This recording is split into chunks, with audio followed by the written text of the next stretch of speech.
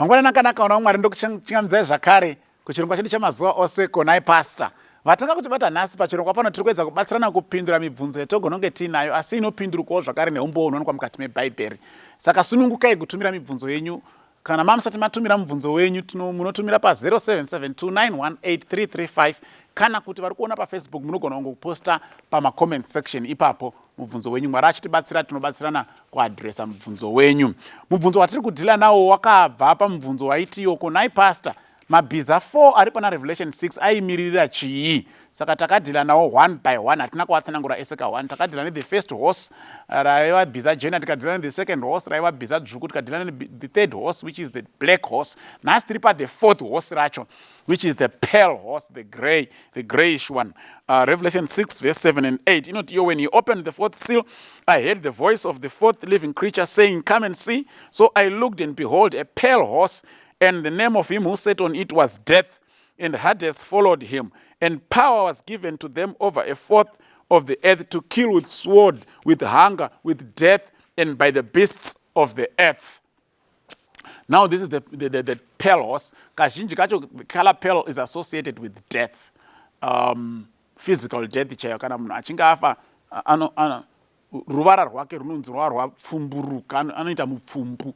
Even mukatarisa pamenda body viewing mucherechedze, because ropa rinenge risisimo. Ropa ndo rinounza this glowing complexion yatine, but kana ragwamba risafambi mumuviri munhu anoita pale, anoita that grayish, ruvara runenge rwedota iro ruya runokonzerwa nekuti rufu runenge rwasvika.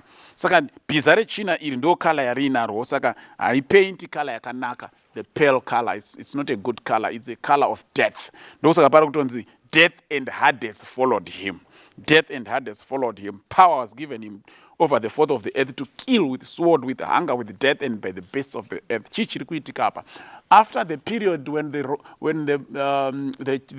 Roman Church withdrew the Bible from the people, spiritual darkness black horse yakakonzerwa nekuti vanhu vanga vasatenderi kuverenga Bhaibheri. Withdraw Bhaibheri, nhema dzakapinda because vanhu vanga vasisina any point of reference. Vanhu vakatanga kudzidziswa nhema zhinji dzinotendwa nemakristu nhasi dzakapinda munguva ye the third horse. But pa fourth horse it even took a worse step. Nhema dzaapo still varida kuramba vachibatirira kuchokwadi, because pakanzi don't harm the oil and the wine, but the third horse kuti pachine vamwe vakaramba vakabatirira padzidziso yazvokwadi, ivavo vakatanga kuuraiwa. Ende nhoroondo inoti the church has killed people more than any other institution. World War 1 and 2 hanzi zvakabatana hazvina kuuraya vanhu vane uwandu hwakafanana nehwakaurayiwa the Roman Church kubva mugore ra 538 AD kusvika mugore ra 1798 AD. For 1260 years the Roman Church was massacring anyone who was opposing their wrong teachings against the Bible. Saka vaiuraya, zvinonzi more than 50 million Christians were massacred during that period. It was a period of death. Nosaka zvinonzi it was a pale horse. Death and Hades followed him. Rufu neguva zvaiteera this horse, and then power was given him over the fourth of the earth to kill with sword, with hunger, with beasts, with any method they would kill. Go and read this history. It's well documented history. The Roman Church killed more than any other institution. They killed vachiurayira vanhu nenyaya yekuti vanhu vanga vachira kuramba dzidziso dzenhema dzavanga vaintroducer.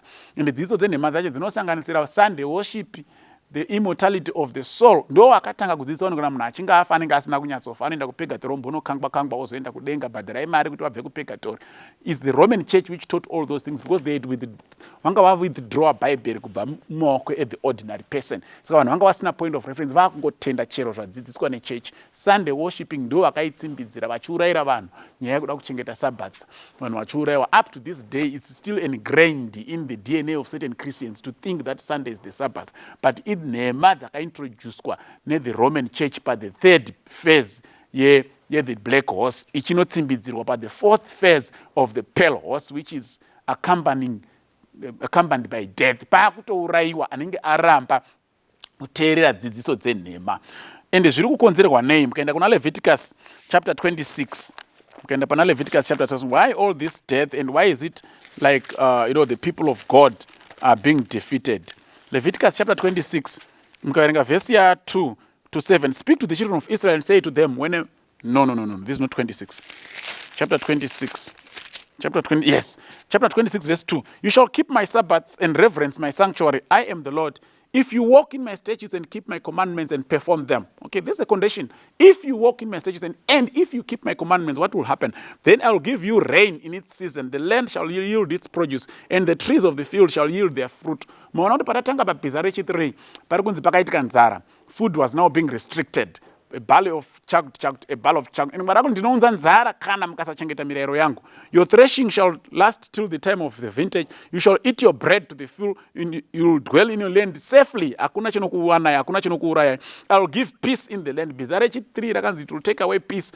When the Roman church started to ascend to power, it withdrew the true teachings of the Bible and taught people to disobey God and to disregard these commandments. But if you keep my commandments and obey me, peace, you'll enjoy peace, you'll enjoy your food, you'll eat your bread, I'll make your land to prosper. This is God who is promising. And your prosperity is based on obedience. He means that. But in Mabhiza 3 4 is the opposite of what is happening. There is death, there is hunger, there is famine, there is strife, there is no peace on earth. Why? Because the Roman church has taken away the truth of God from the people of God. It has taken away the source of truth, the Bible, and people are now living on error, and there is chaos on planet Earth. There is bloodshed. People are being massacred. There is hunger. There is everything that is going on. So verse 14 here, Leviticus 26, but if you do not obey me and do not observe all these commandments, verse 16, I will also do this to you. I will even appoint terror over you, wasting, disease, and fever, which shall consume the eyes and cause sorrow of heart.